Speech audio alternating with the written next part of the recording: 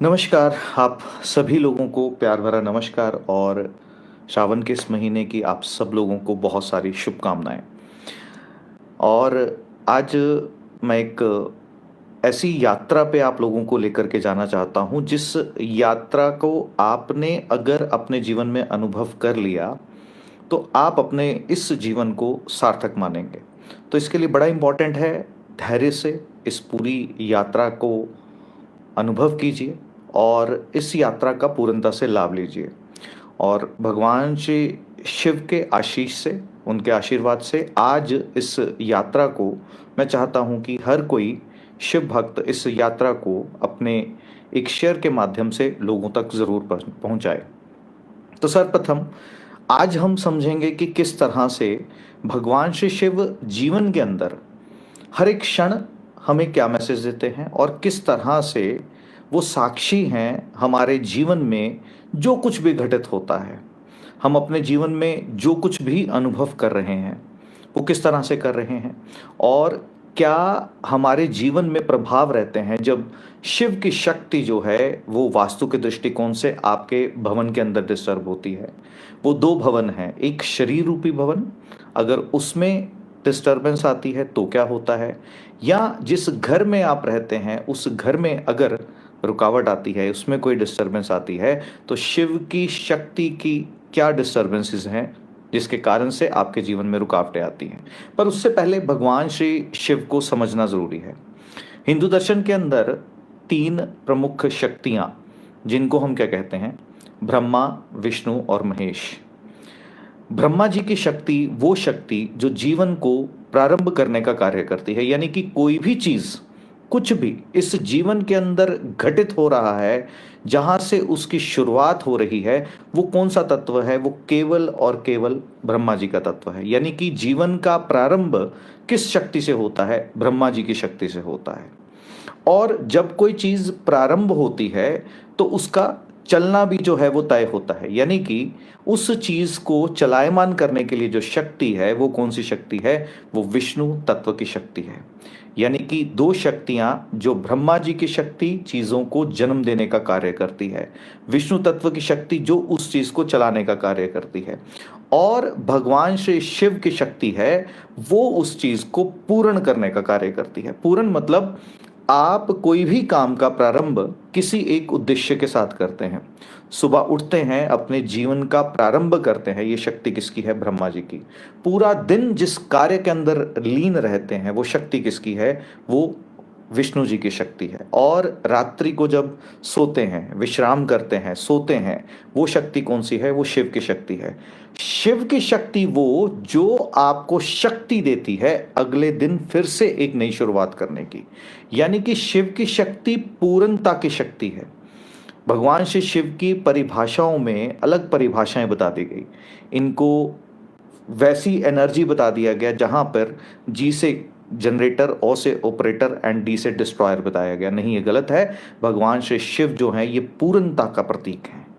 भगवान श्री शिव को अगर आज आपने अच्छे से अनुभव कर लिया, इसको स्पर्श कर लिया, तो यकीन मानिए आपके जीवन के अंदर हर तरह का सुख जो है वो आना शुरू होगा।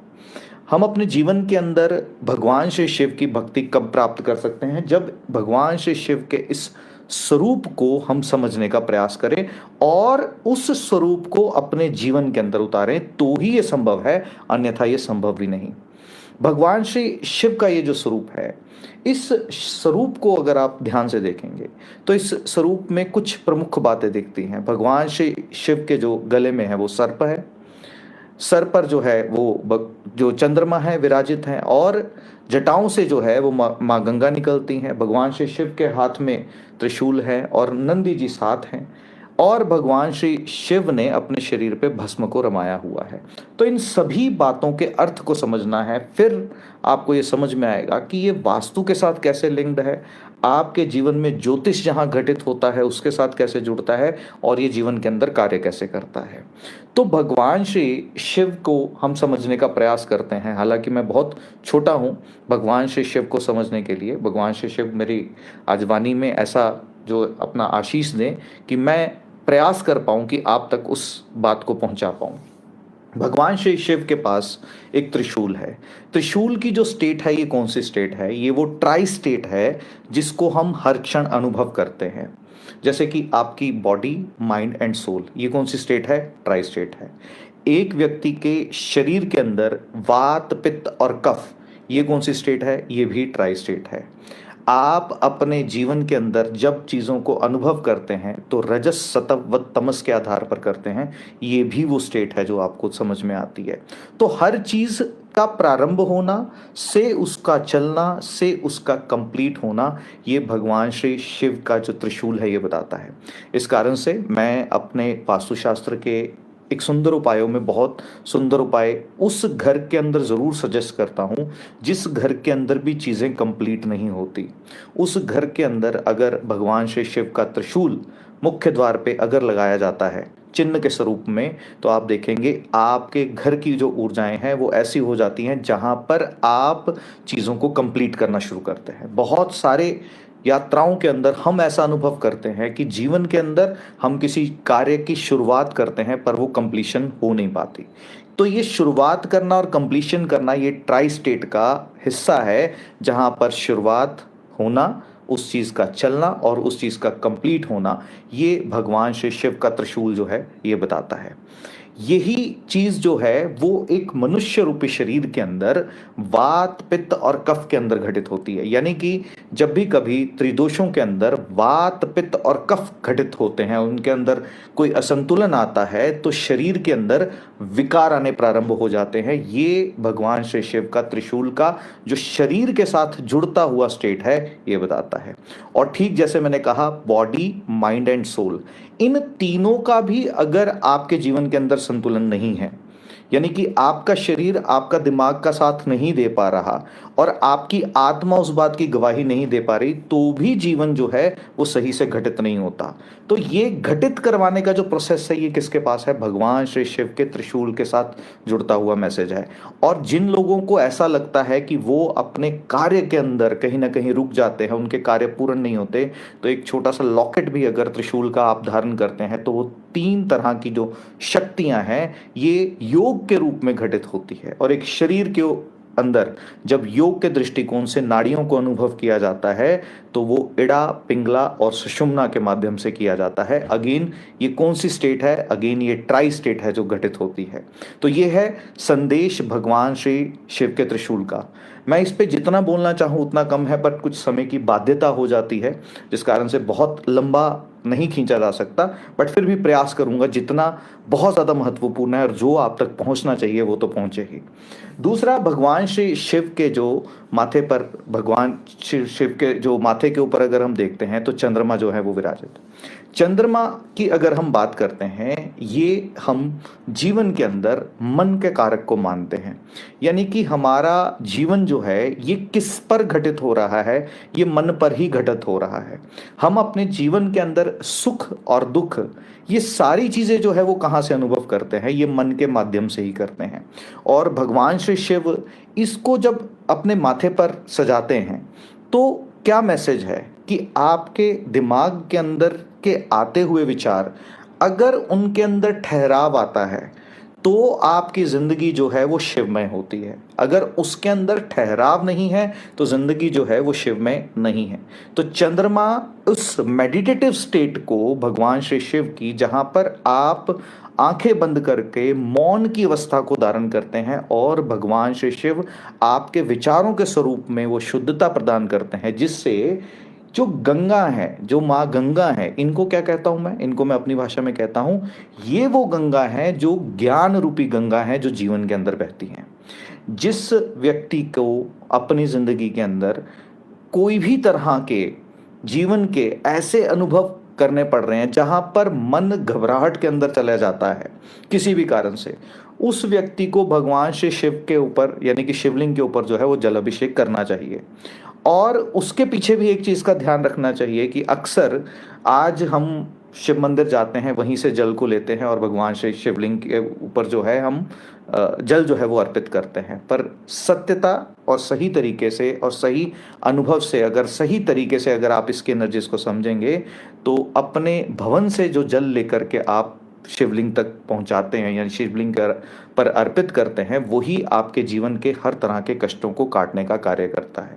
तो जो चंद्रमा है, ये स्टेट कौन सी है? ये वो स्टेट जिसको हम ज्योतिष का आंकलन कहते हैं। यानी कि आप इस बात को समझिए कि ज्योतिष के अंदर, जैसे मैंने कई बार बताया, कि पूरी दशाओं की गणना सिर्फ और सिर्फ चंद्रमा की स्थिति के आधार पर, चंद्रमा किस नक्षत्र में था जब आपका जन्म हुआ, तो यानी कि वो सब भी किसके कंट्रोल में है? भगवान श्री शिव के कंट्रोल में है कि आपके जीवन के अंदर सुख और दुख कैसे अनुभव होंगे, ये आपको समझना है तो भगवान श्री शिव के शरण में जाना होगा। और जब आप शांत चित्त अवस्था के अंदर होते हैं तो ज्ञान रूपी गंगा जो है वो आपके मस्तिष्क से निकलती है, यानी कि आप अपने जीवन के अंदर ज्ञान का प्रकाश जो है उसको अनुभव कर पाते हैं और लोगों तक भी पहुंचा पाते हैं।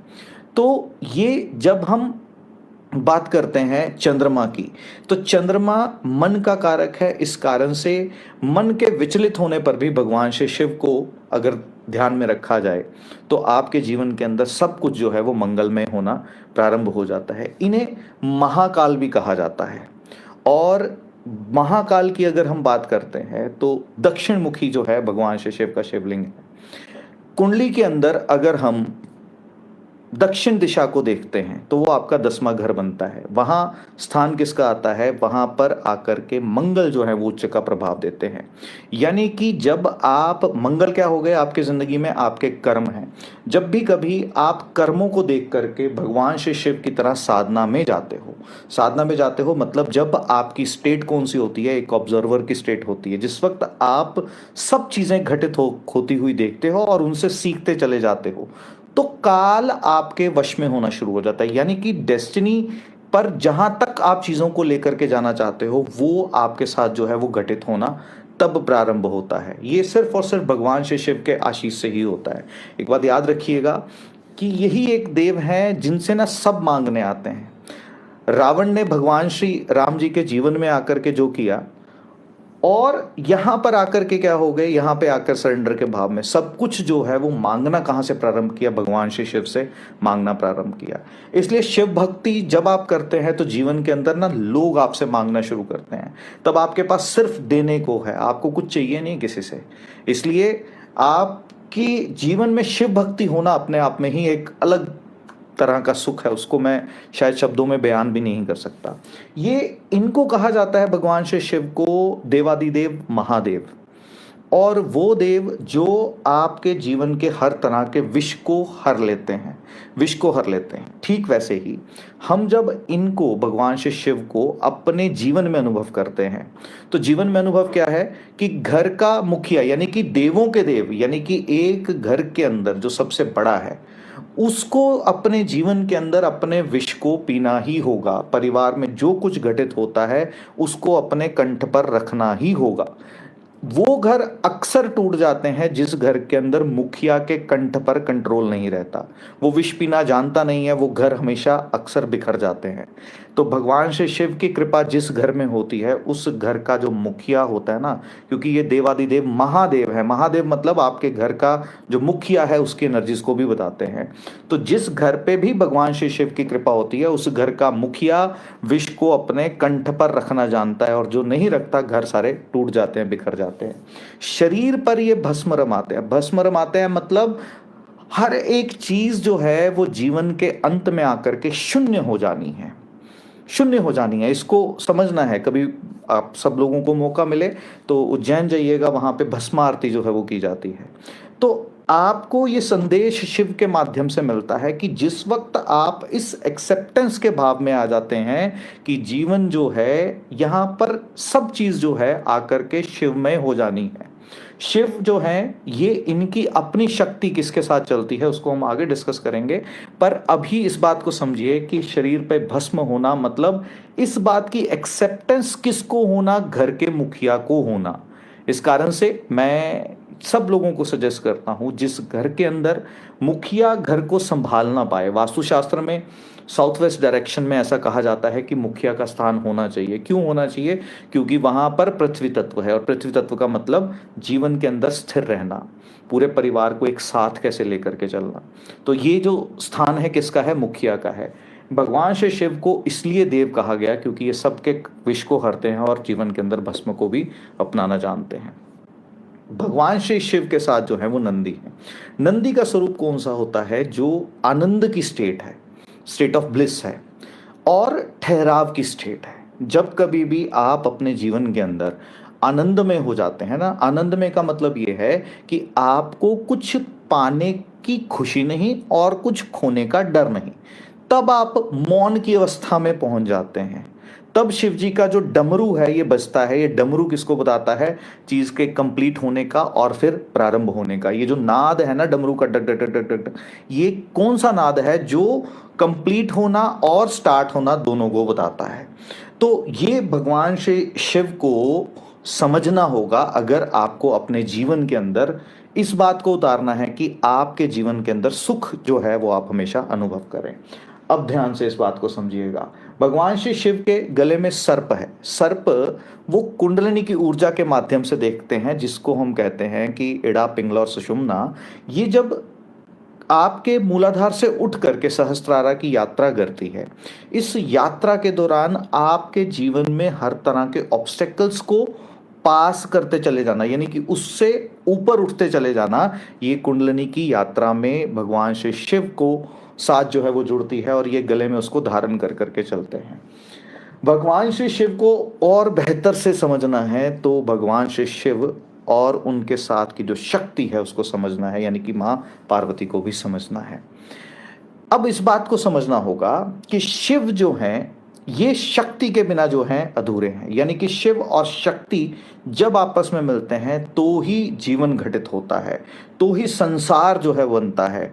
ऐसा माना जाता है कि शिव जी जो हैं वो बिना शक्ति के सिर्फ शव रह जाते हैं, यानी कि शक्ति ही शिव को मायना देती हैं। शक्ति और शिव जब आपस में मिलते हैं तो एक योग घटित होता है, जिसको मैं वास्तुशास्त्र में कहता हूं कि प्रकृति और पुरुष। जब आपके घर में इनका संतुलन होता है तो जीवन के अंदर सब कुछ घटित होना शुरू होता है। इस बात को ध्यान से समझिएगा। ये उन लोगों को समझ में नहीं आएगी जो वास्तु का सिर्फ ऊपरी ज्ञान लेने का प्रयास करते हैं। ये वास्तु क्योंकि आजकल बिल्कुल एक अलग विषय हो गया, जहां पर मतलब सिखाया नहीं जा रहा, बेचा जा रहा है। तो इस कारण से वास्तु को समझना है तो पुरुष और प्रकृति को भी समझना होगा। हमारा जो मनुष्य रूपी शरीर, अगर आप जो मुझे अभी देख रहे हैं, ये शरीर कौन सा है? ये शरीर जो है शिव की अवस्था है। जो कौन है? जो पुरुष है। इसके अंदर जो वेरिएबल है वो शक्ति है। वेरिएबल क्या है? जिसके अंदर ट्रांसफॉर्मेशन है। साइंस कहती है कि हर 7 साल में आपके शरीर का हर एक सेल बदल जाता है, यानी कि आप जो आज हैं अगले 7 साल बाद आप वो रहने वाले ही नहीं हैं। तो इसका मतलब शिव तो वही था, शरीर तो वही था, अंदर की जो शक्ति है उसके अंदर परिवर्तन आ रहा है। ठीक वैसे ही जब एक बिल्डिंग को वास्तु के दृष्टिकोण से, जब एक घर को देखा जाता है तो किसको देखते हैं हम देखते हैं एक स्ट्रक्चर को। वो स्ट्रक्चर क्या है? वो शिव का प्रतीक है। जिस घर में भी शिव की ऊर्जाएं डिस्टर्ब होती हैं उस घर के स्ट्रक्चर के अंदर कोई ना कोई डिफेक्ट्स आपको मिलते ही मिलते हैं। और जिस घर के अंदर भी प्रकृति यानी कि माँ की शक्ति डिस्टर्ब होती है, उस घर के इंटरनल पार्ट जो आपको बाहर से नहीं दिखता, जैसे मैंने बताया कि आप मुझे देख पा रहे हैं, ये शिव का स्वरूप है, यानी कि प्रकृति नहीं है, ये पुरुष है। प्रकृति क्या है? जो इसके अंदर घटित हो रही है। इसके अंदर क्या घटित हो रहा है? मेरे शरीर के अंदर अलग अलग ऑर्गन्स वो चल रहे हैं, वो अपना अपना काम कर रहे हैं। तो इस शरीर को मायने कौन दे रहा है? इस शरीर को जो अर्थ दे रहा है वो प्रकृति दे रही है, यानी कि पुरुष को अर्थ कौन दे रहा है? प्रकृति दे रही है। यानी कि शिव को अर्थ कौन दे रहा है? शक्ति दे रही है। ये शिव और शक्ति जब मिलते हैं तो एक जीवन जो है वो घटित होता है। तो जिस घर के अंदर भी इसका संतुलन होता है उस घर के अंदर, जीवन के अंदर हमेशा परेशानियां बनती हैं। तो यानी कि वास्तुशास्त्र जब मैं अपने स्टूडेंट्स को बताता हूँ जर्नी के दौरान, तो एक ही परिभाषा बताता हूँ कि अगर आप वास्तुशास्त्र वाकई में समझना चाहते हैं तो प्रकृति और पुरुष का संतुलन कैसे बनाना है, क्योंकि पुरुष को मायना सिर्फ प्रकृति देंगी और प्रकृति को पूर्ण सिर्फ पुरुष करेगा। यानी कि शिव शक्ति के साथ पूर्ण है और शक्ति शिव के साथ पूर्ण है। ये दोनों का जब योग घटित होता है तो जीवन के अंदर चीजें जो हैं वो अलग तरीके से घटित होना प्रारंभ होती हैं। अब इसके उपायों में बहुत खूबसूरत एक उपाय आपसे शेयर करना चाहता हूं, ध्यान से सुनिएगा। आपके जीवन के अंदर कोई भी तरह की कठिनाइयाँ चल रही हैं, वो कोई ना कोई ग्रह के साथ जुड़ती हुई कठिनाइयाँ होती हैं। जैसे कि आपने जब इस कॉन्शियसनेस के साथ इस पृथ्वी पर जन्म लिया, तो जो स्टेट थी वो 9 ग्रहों की स्टेट है, जिसके कारण से आप अपने जीवन के अंदर सुख और दुख दोनों को अनुभव करते हैं। तो जिनको ज्योतिष आता है वो तो मेरी बात को एक तुरंत समझ जाएंगे, जिनको ज्योतिष नहीं आता उनको सरल भाषा में सिर्फ कीवर्ड्स बताने का प्रयास कर रहा हूं, उसको समझ लीजिएगा। आपके जीवन के अंदर जो सूर्य हैं, ये क्या प्रतीक हैं? सूर्य आत्मिक बल के प्रतीक हैं, मान प्रतिष्ठा के प्रतीक हैं। आपके घर में जो इनका स्थान, जो वास्तु के दृष्टिकोण से देखा जाता है, क्योंकि ये 2 दृष्टिकोण हैं चीज़ों को देखने के, एक आयुर्वेद का दृष्टिकोण, एक वास्तु का दृष्टिकोण। तो वास्तु के दृष्टिकोण से जो सूर्य का स्थान है वो आपके घर में पूर्व की दिशा है, तो उस तरह से उसको समझिएगा। तो जब भी कभी आपको ऐसा लगे कि जीवन के अंदर आत्मिक बल कमजोर हो रहा है, मान प्रतिष्ठा में हानि आ रही है, अपने घर के पूर्व दिशा में आप पानी का जो है वो गिलास रखते हैं और उसको सोमवार के दिन जाकर के आप शिवलिंग पर अर्पित कर करके आए। भगवान श्री शिव आपके हर तरह के विष को हर लेते हैं। यानी कि जो भी कठिनाइयाँ, जो भी तकलीफें आपको सूर्य के इम्बैलेंस होने के कारण से जीवन के अंदर आ रही थी, वो सब कष्ट जो है वो दूर हो जाते हैं। चंद्रमा जब भी कुंडली के अंदर खराब होते हैं तो जिंदगी के अंदर पैसे की रुकावट, आपकी लाइफ के अंदर रिश्तों का टूटना, बहुत सारे इमोशनल इम्बैलेंसेस देखना, ये सब देखने को मिलता है। विवाह के जीवन के अंदर भी कठिनाइयाँ आनी प्रारंभ होती हैं। जब भी कभी ऐसा अनुभव हो आपको जीवन के अंदर, तो वास्तु के दृष्टिकोण से जो नॉर्थ वेस्ट डायरेक्शन है, यहाँ पर पानी का गिलास रख करके आप इसको सोमवार के दिन भगवान श्री शिवलिंग के ऊपर जाकर के अर्पित करके आए। आपके जीवन के अंदर चंद्रमा से जुड़ी हुई परेशानियां दूर होना प्रारंभ होती हैं। ठीक वैसे ही बुध की अगर हम बात करें तो बुध किसका प्रतीक है? व्यापार का प्रतीक है, बुद्धि का प्रतीक है, इंटेलिजेंस का प्रतीक है। आपके घर में जो बच्चे हैं उनको बताता है। इनसे जुड़ती हुई कोई भी समस्या अगर जीवन के अंदर आती है तो आपको नॉर्थ डायरेक्शन, अगेन पुणे से आपको दोहराता हुआ कि आयुर्वेद के दृष्टिकोण से जब ग्रहों की चीज़ों को देखा जाता है, उनके स्थानों को, वो दिशाएं अलग होती हैं। जब वास्तु के दृष्टिकोण से देखते हैं तो चीज़ें थोड़ा सा डिफरेंट होती हैं।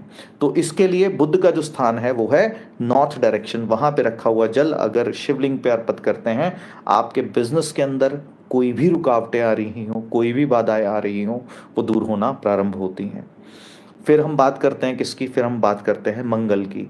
मंगल है जो आपकी ज़िंदगी में रोगों के साथ जुड़ता है, कर्ज के साथ जुड़ता है। आपकी ज़िंदगी में अगर कर्ज से जुड़ी हुई कोई भी समस्या है, रोग से जुड़ी हुई कोई भी समस्या है, आप पानी को लेकर के अपने घर की साउथ डायरेक्शन में रखें और सोमवार के दिन जाकर के शिवलिंग पे अर्पित कर करके आएँ और आपके जीवन के अंदर देखिएगा चीज़ें बदलनी प्रारंभ हो जाती हैं। फिर हम बात करते हैं बृहस्पति। बृहस्पति जो है वो ज़िंदगी के अंदर कारक है प्रगति का, ग्रोथ का।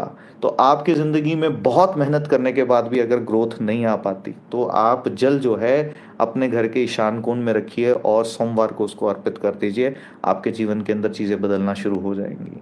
फिर हम बात करते हैं शनिदेव की। अगर आपकी ज़िंदगी में बहुत मेहनत करने के बाद भी कुछ आउटकम नहीं आ रहा, हर काम में विलंब आ रहे हैं, हर काम में डिले आ रहे हैं, तो आप अपने घर की पश्चिम दिशा यानी कि वेस्ट डायरेक्शन के अंदर जल रख करके सोमवार को अर्पित कर दीजिए।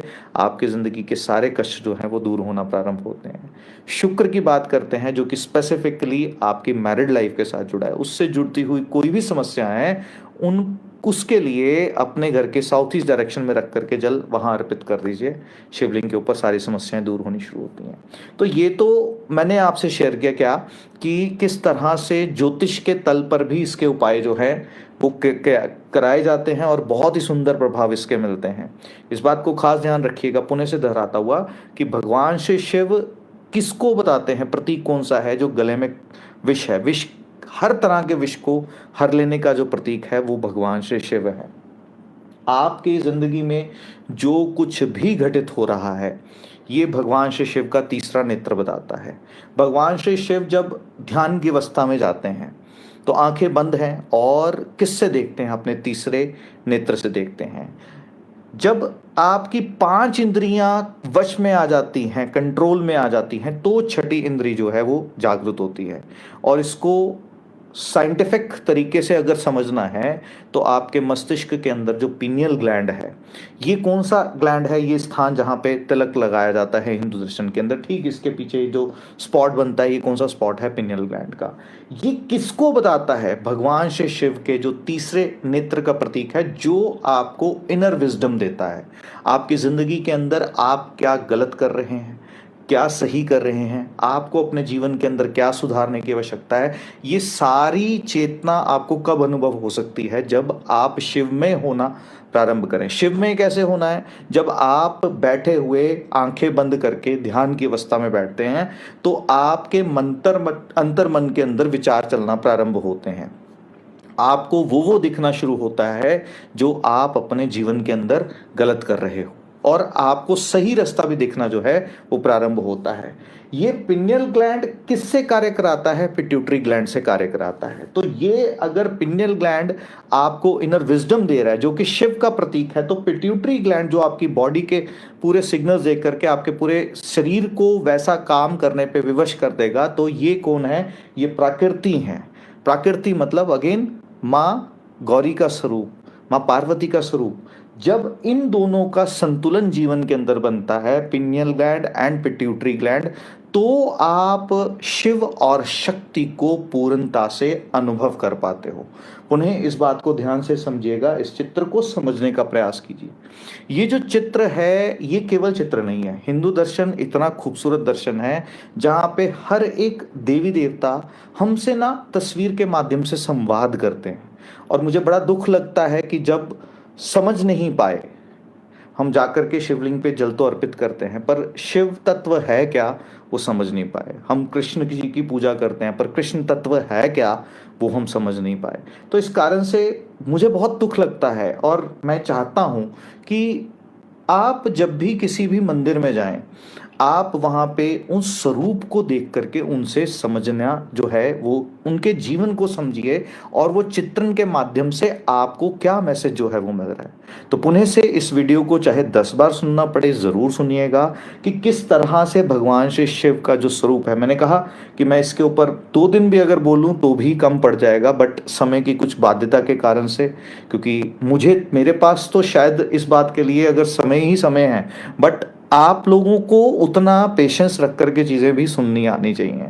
और आजकल जो इंस्टा का टाइम है, लोगों के पास पेशेंस जो है वो रही नहीं है, और बड़ा दुख होता है जब लोग चीज़ों को सुपरफिशियल वे में, बाहरी तर पे समझने का प्रयास करते हैं बट उसकी गहराई में उतरना नहीं चाहते। तो इस बात को ध्यान रखिएगा। मैं प्रयास करूँगा कि किस तरह से रुद्राक्ष के माध्यम से आप अपने घर की अलग अलग ऊर्जाओं को संतुलित अवस्था के अंदर ला सकते हैं। ऐसी वीडियो मैं बना पाऊँ ऐसा प्रयास करूंगा, बट कमिटमेंट नहीं कर सकता अभी, बट प्रयास डेफिनेटली करूंगा। और इसी महीने में, क्योंकि ये जो महीना है यही शिवमय हो जाने का है, शिवमय हो जाओ, यानी कि शिवमय मतलब आप ना मौन हो जाओ जिंदगी के अंदर, तो सब के सब आपसे सिर्फ मांगने आएंगे। और जिंदगी के अंदर एक बात याद रखिएगा, जिस वक्त ना हाथ ऐसे करने आ जाए ना, ऐसे नहीं ऐसे करने आ जाए, उस वक्त आप शिव के स्टेट में जाते हो। जब आपको पता है कि मूर्ख बनाया जा रहा है फिर भी आप ना अपनी मौज में हो। एक घर का मुखिया भी ऐसा ही होता है, जब उसको पता है कि बच्चे क्या कर रहे हैं पर फिर भी वो अपनी आंख मूंद करके बैठ जाता है, और वो मन ही मन में मुस्कुराता भी है, और फिर वो शिवमय हो जाता है। तो आपको भी शिवमय हो जाना है। और इस वीडियो के कमेंट सेक्शन में मैं चाहता हूँ, मैं आग्रह करूँगा, जितने भी सारथी मेंबर हैं, सारथी बलविंदर हैं और सारथी ध्वनि हैं, जितने भी लोग हैं, जो भी लोग सुन रहे हैं या इसके बाद भी सुनेंगे, इस वीडियो को लोगों तक ज़रूर पहुँचाइए ताकि आप शिवमय हो पाएँ। मेरा प्रयास यही रहेगा कि अगर आप लोग सुनना चाहेंगे कभी, तो मेरा बड़ी इच्छा है कि हिंदू दर्शन में देवी देवता किस तरह से हमें हमारे साथ जोड़ते हैं, इस बात को आप लोगों तक पहुंचा पाऊँ। बहुत सारा प्यार सभी को, जो लोग भी जुड़े हैं, इसको शेयर कीजिएगा। और जो उपाय मैंने आपको बताया, श्रावण के अभी जो सोमवार के दिन आने वाले हैं 3 तारीख से प्रारंभ हो करके, तो आपको ये उपाय उन दिनों में करना है। आपकी ज़िंदगी में सब चीज़ें जो हैं वो सुखमय होना प्रारंभ हो जाएंगी। और ऐसी ईश्वर से, भगवान श्री शिव से प्रार्थना है। और जाते जाते एक ज़रूरी बात कि ये एक प्रयास था और मेरा इस पूरी वीडियो का प्रयोजन आप सबको एक मैसेज देना था, किसी की भी भावनाओं को आहत करना नहीं था। आप अपना ध्यान रखिए। भगवान श्री शिव से ये प्रार्थना है कि आप सबके जीवन के अंदर मंगल कामनाएं, मतलब आपके जीवन के अंदर हमेशा सुख जो है वो बना हुआ रहे और आपके जीवन के अंदर सिर्फ और सिर्फ आनंद हो, ऐसी ईश्वर से प्रार्थना है। बहुत सारा प्यार सभी को, और मैं चाहता हूँ, पुणे से आग्रह करता हुआ कि इस वीडियो को ज़रूर लोगों तक पहुँचाइएगा, शेयर कीजिएगा, ताकि लोगों के जीवन के अंदर भी चीज़ें जो हैं लोग समझ पाएँ। हाँ, प्रकृति और पुरुष को मैं वास्तु के सेशन में डीप में एक्सप्लेन करूंगा कि किस तरीके से वास्तु के अंदर प्रकृति और पुरुष जो है वो कार्य करते हैं। आज्ञा दीजिए, पुणे से मिलता हूँ। बहुत सारा प्यार, धन्यवाद।